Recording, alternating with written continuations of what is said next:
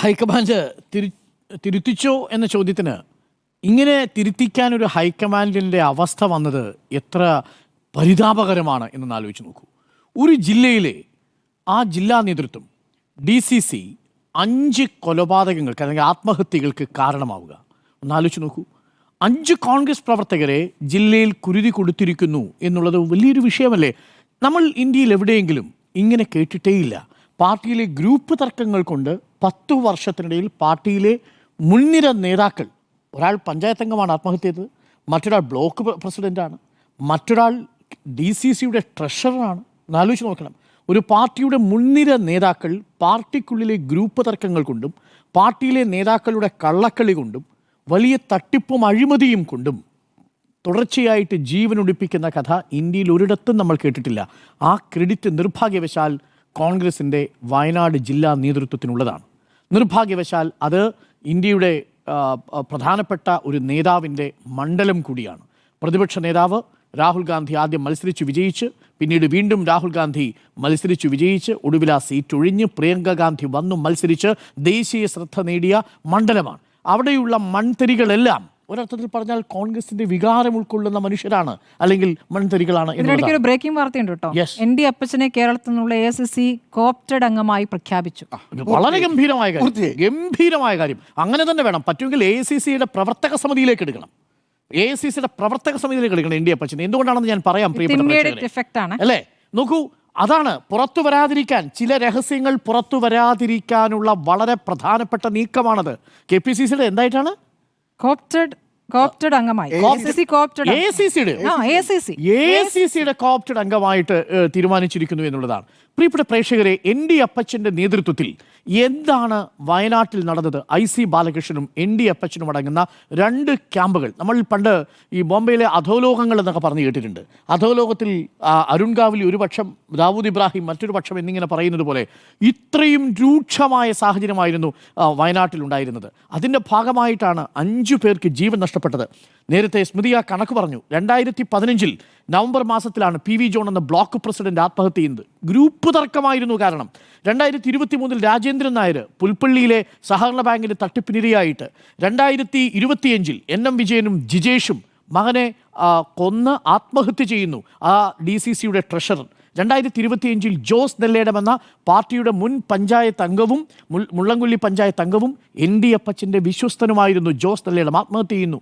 ഇതെല്ലാം സംഭവിച്ചിരിക്കുന്നത് ഈ ND അപ്പച്ചൻ അവിടെ DCC പ്രസിഡൻ്റായിരിക്കുന്ന വേളയിലും DCCയുടെ പ്രധാനപ്പെട്ട നേതാവായിരിക്കുന്ന വേളയിലുമാണ് എന്നുള്ളതാണ് ഏറ്റവും പ്രധാനപ്പെട്ട കാര്യം. ഇതിനൊരു പരിഹാരം കണ്ടെത്തിയില്ലെന്ന് മാത്രമല്ല, നിർബാധം വയനാട് ജില്ലയിൽ കോൺഗ്രസിൻ്റെ ജില്ലാ നേതൃത്വം തുടരുന്ന അഴിമതിക്കും കോഴയ്ക്കും കൂട്ടുനിൽക്കുകയായിരുന്നു എന്നുള്ളതാണ് NM വിജയൻ്റെ ആത്മഹത്യാക്കുറിപ്പിൽ പറയുന്നത്. 3 പ്രധാനപ്പെട്ട കാര്യങ്ങളിൽ മറുപടി പറയാൻ കോൺഗ്രസ് നേതൃത്വത്തിന് ഉത്തരവാദിത്വമുണ്ട്. അതിൽ ആദ്യത്തെ പ്രധാനപ്പെട്ട കാര്യം, NM വിജയൻ്റെ കത്ത് 2021 KPCC നേതൃത്വത്തിന് ലഭിക്കുന്നുണ്ട്. അന്ന് ആ കത്തിൽ വളരെ വിശദമായി NM വിജയൻ എഴുതിയിട്ടുണ്ട്, DCCയുടെ ട്രഷററായിരുന്ന ഞാൻ പാർട്ടിയിലെ ചില നേതാക്കൾ നടത്തിയ അഴിമതി നിയമനത്തിൻ്റെ ബാധ്യത ഏറ്റെടുക്കേണ്ടി വന്നു.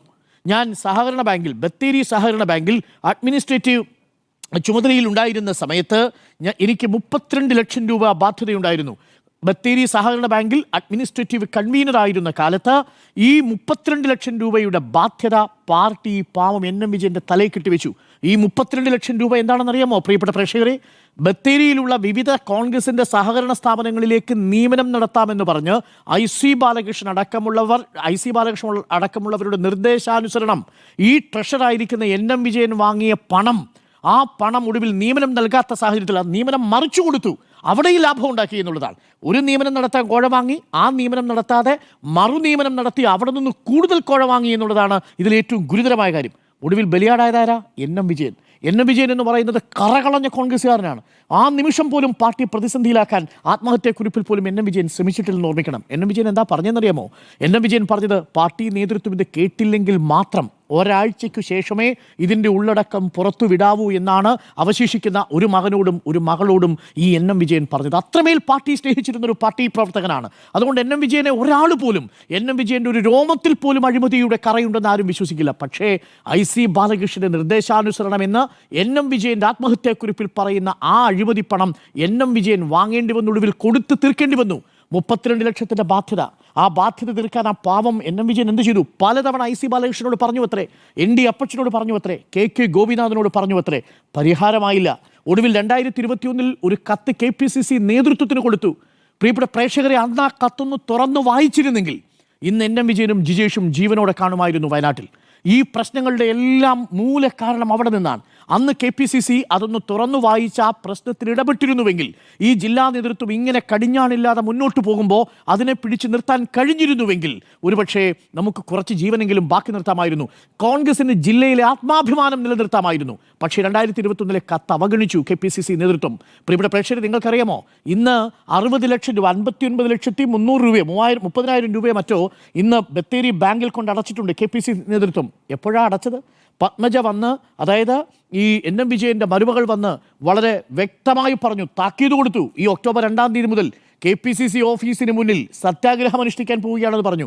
കേരളത്തിന്റെ മുഖ്യമന്ത്രി പിണറായി വിജയനെ പോയി നേരിട്ട് കണ്ടു. CPM അവരുടെ ഉത്തരവാദിത്വം ഏറ്റെടുക്കുന്ന അവസ്ഥയിലേക്ക് എത്തി. എന്ത് ഗതികേടാന്ന് ആലോചിച്ച് നോക്കിയേ. ആ സമയത്ത് മാത്രമാണ് ഈ 59 ലക്ഷം അവിടെ കൊണ്ട് അടയ്ക്കാൻ പോകുന്നത്. ഒന്ന് ആലോചിക്കൂ, ഈ കരാർ എന്തുണ്ടാക്കിയതാ? ഞാൻ ആ കരാറിനെ കുറിച്ച് പറയാം. പക്ഷെ അതിനു മുമ്പ് എനിക്ക് പ്രേക്ഷകരോട് പറയാനുള്ളതും കോൺഗ്രസ് നേതൃത്വത്തെ അറിയിക്കാനുള്ള ഒരു കാര്യം. ഈ 59 ലക്ഷത്തിലധികം രൂപ ബത്തേരി ബാങ്കിൽ അടച്ചല്ലോ കോൺഗ്രസ്. വേറെ ഒരു 30 ലക്ഷം രൂപ കൂടി ബാധ്യത തീർത്തിട്ടുണ്ടെന്നാണ് ഞാൻ മനസ്സിലാക്കുന്നത്. 58 ലക്ഷം ബാങ്കിൽ അടച്ചു. 30 ലക്ഷം. സ്വകാര്യ ധനകാര്യ സ്ഥാപനത്തിൽ 10 ലക്ഷം. മൊത്തം കൂടി നോക്കിയാൽ ഏകദേശം 1 കോടിക്കടുത്ത് രൂപ കേരള KPCC എന്ന് പറയുന്ന പാർട്ടിയുടെ ഖജനാവിൽ നടച്ചിട്ടുണ്ട്. ഈ പാർട്ടിയുടെ ഖജനാവിലേക്ക് പൈസ എങ്ങനെയാണ് വരുന്നത്? KPCCയുടെ, കേരളത്തിലെ കോൺഗ്രസിന് വേണ്ടി കേരളത്തിലെ സാധാരണക്കാരായ മനുഷ്യർ കൊടുക്കുന്ന പണമല്ലേ ഇത്? കേരളത്തിലെ കോൺഗ്രസിന് വേണ്ടിയിട്ട് കോൺഗ്രസ്, നിങ്ങൾ ഇലക്ട്രൽ ബോണ്ട് വഴി കൊടുത്ത പണത്തിനൊരു വിഹിതം കിട്ടിയിട്ടുണ്ടാവും. അതല്ലല്ലോ ഈ പണം. ഈ പണം KPCC ജനങ്ങളിൽ നിന്ന് പിരിച്ചെടുത്ത പണമല്ലേ? അത് പാർട്ടിക്ക് വേണ്ടി പാർട്ടി പിരിച്ചെടുത്ത പണമല്ലേ? പാർട്ടിയുടെ വികസന പ്രവർത്തനങ്ങൾക്കും പാർട്ടിയുടെ ജനകീയ ആവശ്യങ്ങൾക്കും സംഘടനാ പ്രവർത്തനങ്ങൾക്കും വേണ്ടി പിടിച്ചെടുത്ത പണമല്ലേ? ഈ പണം എന്തിനാണ് തട്ടിപ്പ് നടത്തിയവർക്ക് വേണ്ടിയിട്ട്, കോഴപ്പണം വെട്ടിച്ചെടുത്ത മനുഷ്യർക്ക് വേണ്ടിയിട്ട് വയനാട്ടിൽ കൊണ്ട് കൊടുക്കുന്നത്? എന്തിനാണ്? ഇതിന് ഉത്തരവാദിയായ IC ബാലകൃഷ്ണൻ ഇപ്പോഴും MLA തുടരുകയല്ലേ? KK ഗോപിനാഥനില്ലേ? ഇതാരാണ് ഈ പണം വാങ്ങിയത്? ഇപ്പോൾ ഈ പാർട്ടി കൊടുത്തിരിക്കുന്ന പണം എന്താണ്? കോഴപ്പണമായിട്ട് വാങ്ങിയ പണം നേതാക്കൾ അടിച്ചുമാറ്റി. ആ അടിച്ചുമാറ്റിയ പണം പലിശ സഹിതം പാർട്ടി വീട്ടിയിരിക്കുന്നു എന്നുള്ളതാണ്. ഒന്ന് ആലോചിച്ച് നോക്കിയേ. ചെറിയ കാര്യ. പാർട്ടി കൊണ്ട് കൊടുക്കുന്ന പണം, ഈ നേതാക്കൾ അടിച്ചുമാറ്റിയ പണം പാർട്ടി കൊണ്ട് ബാങ്കിലിട്ട് കൊടുക്കുകയാണ്. അഴിമതിക്ക് കൂട്ടു നിൽക്കുകയല്ലേ ഇത് യഥാർത്ഥത്തിൽ ചെയ്യുന്നത്? എനിക്ക് മനസ്സിലാവുന്നില്ല. പാർട്ടി അങ്ങനെയാണോ ഈ കാര്യത്തിന് ഉത്തരവാദിത്വത്തോടു കൂടി ഈ പ്രശ്നത്തെ പരിഹരിക്കേണ്ടത്? പാർട്ടിയുടെ പണം ഈ നേതാക്കൾക്ക് ധൂർത്തടിക്കാനും കോഴയായിട്ട് വാങ്ങാനുമുള്ള പണമാണോ? കോൺഗ്രസിന്റെ പ്രവർത്തകരാണ് അതിന് മറുപടി പറയേണ്ടത്. ഈ ചോദ്യങ്ങൾ ചോദിക്കേണ്ടത് നേതൃത്വത്തോട്. ഇപ്പോൾ 2 തെറ്റുകൾ സംഭവിച്ചു. ഒന്ന്, 2021 കത്ത് അവഗണിച്ചു. അന്ന് അവഗണിച്ചത് കൊണ്ടാണ് അതിൻ്റെ പലിശ സഹിതം അത് 65 ലക്ഷത്തിലേക്ക് വളർന്നത്. അതല്ലെങ്കിൽ അത് 40 ലക്ഷത്തിന് മൊത്തം ഈ പണം ഒതുക്കി തീർക്കാമായിരുന്നു. അതിൻ്റെ ബാധ്യത നേതൃത്വത്തിനുണ്ടെന്നിരിക്കെ ഈ KPCCക്ക് ലഭിച്ച പണം ഈ പലിശ സഹിതം തിരിച്ചു വീട്ടേണ്ടി വരുന്ന സാഹചര്യം എങ്ങനെയുണ്ടായി? 2, IC ബാലകൃഷ്ണൻ അടക്കമുള്ളവരുടെ നിർദ്ദേശാനുസരണം വാങ്ങിയ പണം എവിടെ പോയി എന്ന് അന്വേഷിക്കാതെ, അവരുടെ കയ്യിൽ നിന്നത് വീണ്ടെടുക്കാതെ KPCCയുടെ ഫണ്ടിൽ നിന്ന് എന്തുകൊണ്ടടച്ചു? 2ാമത്തെ ചോദ്യം. 3ാമത്തെ ചോദ്യം, ഈ കേസുമായി ബന്ധപ്പെട്ട് കരാറ് പലതവണ പുതുക്കുന്നുണ്ട്. അതിൽ ഏകദേശം 2 കോടി രൂപയുടെ ബാധ്യതയുണ്ടെന്ന് പറഞ്ഞിട്ടും ഒടുവിൽ KPCCയുടെ ഉപസമിതി സമ്മർദ്ദം ചെലുത്തി അത് കുറച്ചിരിക്കുന്നു എന്നുള്ളതാണ്. 60 ലക്ഷത്തിലേക്കും 65 ലക്ഷത്തിലേക്കുമായി സമ്മർദ്ദം ചെലുത്തി കുറച്ചിരിക്കുന്നു. വീണ്ടും ആ കരാറ് സിദ്ദിഖ് ഏകപക്ഷീയമായി കൈക്കലാക്കിയെന്നൊരു ആരോപണം കൂടി പത്മജി ഉന്നയിച്ചിരുന്നു എന്നുള്ളതാണ്. അവിടെയും സത്യസന്ധമായിട്ടല്ല പാർട്ടി ഇടപെട്ടത്. അപ്പോൾ അങ്ങനെ ഓരോ വിഷയങ്ങളിലായി ജില്ലാ നേതൃത്വത്തിന് വൻ പരാജയമാണ് സംഭവിച്ചിരിക്കുന്നത്. ആ അർത്ഥത്തിൽ കേരളത്തിലെ കോൺഗ്രസിൻ്റെ വയനാട്ടിലെ ജില്ലാ നേതൃത്വം എന്ന് പറയുന്നത് അഴിമതിക്കും ഈ കോഴയ്ക്കുമൊക്കെ കൂട്ടുനിന്ന ഒരു ജില്ലാ നേതൃത്വം എന്ന നിലയിൽ മാറ്റപ്പെട്ടിരിക്കുന്നു. ഇന്നിപ്പോൾ അവിടെ നിന്ന് DCC സ്ഥാനത്ത് നിന്ന് മാറ്റി AICCയുടെ ഏതോ ഒരു അംഗമായിട്ട് ഈ ND അപ്പച്ചനെ മാറ്റിയിരിക്കുന്നു എന്ന് പറയുമ്പോൾ കഷ്ടം എന്നേ പറയാനുള്ളൂ. നേതൃത്വത്തിൻ്റെ പിടിപ്പുകേടായിരുന്നു അത്. അതിന് മറ്റൊരു സ്ഥാനം കൊടുത്തല്ല ആ പ്രശ്നം പരിഹരിക്കേണ്ടിയിരുന്നത് എന്നതാണ് എൻ്റെ പക്ഷം. അതുകൊണ്ട് 1ഉം 2ഉമല്ല, ഈ പണം ആരുടേത് എന്ന ചോദ്യം പ്രസക്തമാണ്. അത് എന്തിനു വേണ്ടിയാണ് കൊടുത്തത് എന്ന ചോദ്യവും മുഴങ്ങിക്കൊണ്ടേയിരിക്കും. അതിന് നേതൃത്വം തന്നെയാണ് മറുപടി പറയേണ്ടത്. ഇതൊരു താൽക്കാലിക പരിഹാരം മാത്രമാണെന്നാണ് എൻ്റെ പക്ഷം.